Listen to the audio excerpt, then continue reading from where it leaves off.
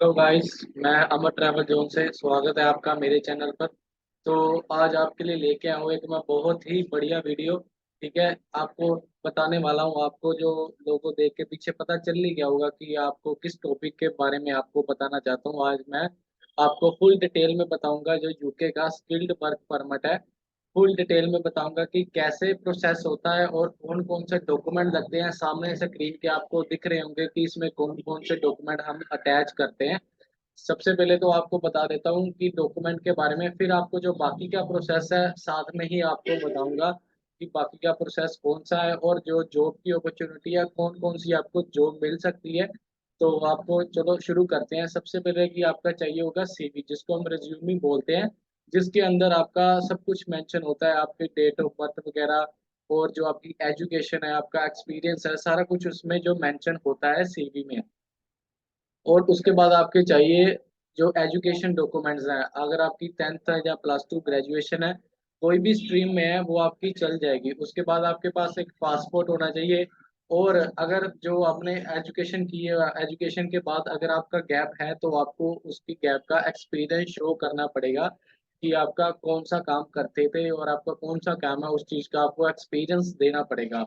और जो most important चीज़ है कि जिसके पास बंदे के पास अगर होगी तो ही उसका वर्क परमिट जो यूके का अप्लाई होगा, उसके बिना नहीं होगा।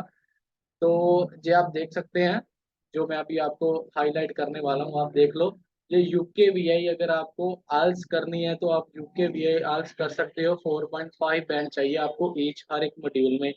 अगर आपको पीटी करनी है तो आप यूके वीआई पीटी एकेडमिक कर सकते हो। आपको 44 स्कोर चाहिए ईच मॉड्यूल में, हर एक मॉड्यूल में।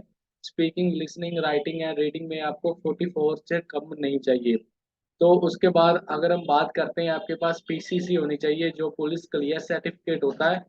उसके बाद आपको चाहिए टीबी का सर्टिफिकेट, जो कि मेडिकल टेस्ट होता है जिससे प्रूव हो जाता है कि ये बंदे को टीबी जैसी बीमारी नहीं है।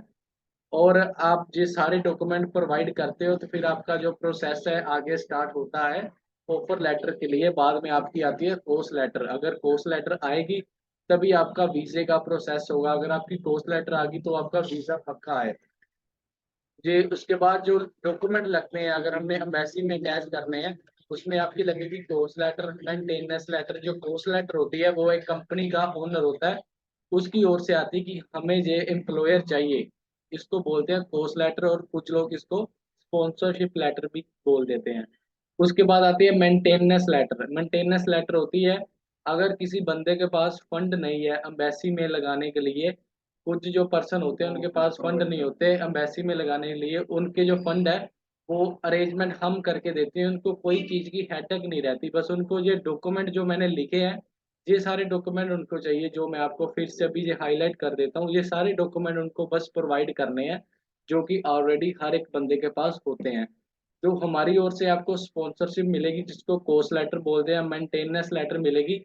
जो भी हम फंड लगाते हैं आपको फंड लगाने की जरूरत नहीं है। और जो ट्रेनिंग सर्टिफिकेट है वो हमारी ओर से लगेंगे कि जो भी आपकी जॉब रहेगी, चाहे आप केयर होम में लगा लो या फिर बिल्डर लाइन में लगा लो, ये आपके जो ट्रेनिंग सर्टिफिकेट है वो हम अपनी ओर से आपको बनवा के देंगे यूके से।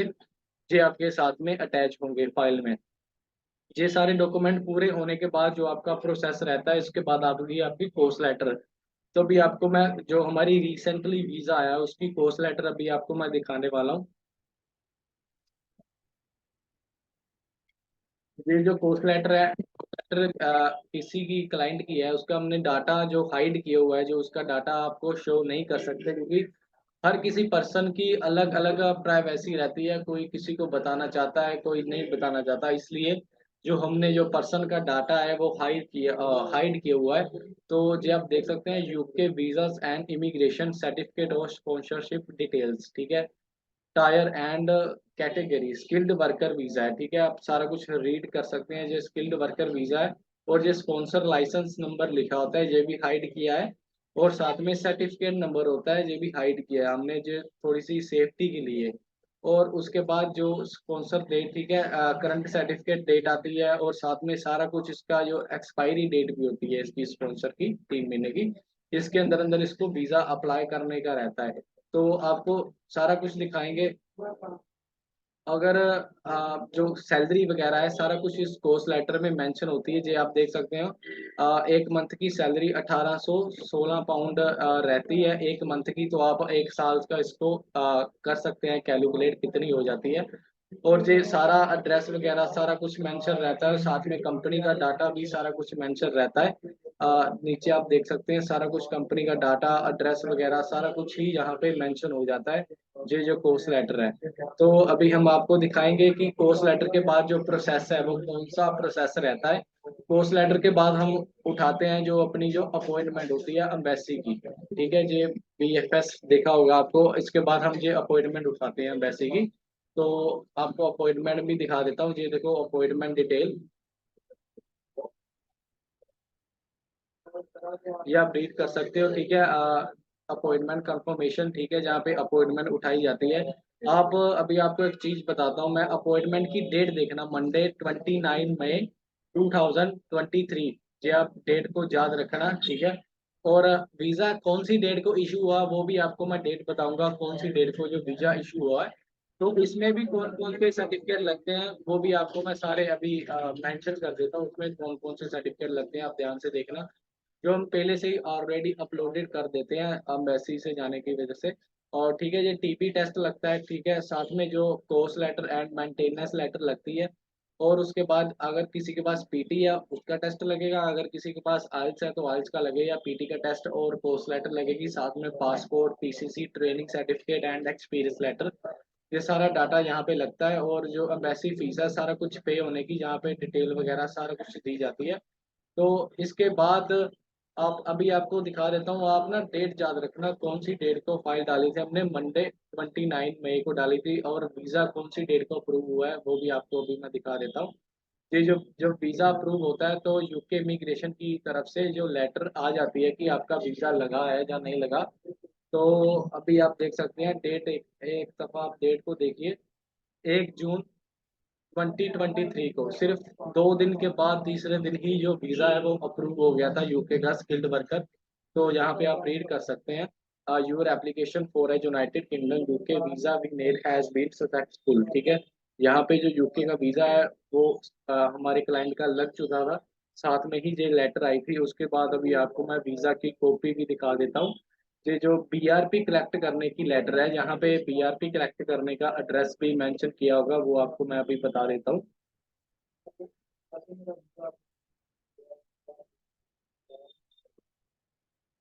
ये देखो यहाँ पे सारा एड्रेस लिखा हुआ है BRP कलेक्ट करने का।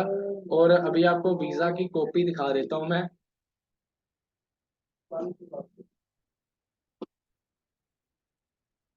अगर मेरे भाई किसी को भी वीजा अप्लाई करना है तो वो मेरे से कांटेक्ट कर सकता है वीजा अप्लाई करने के लिए।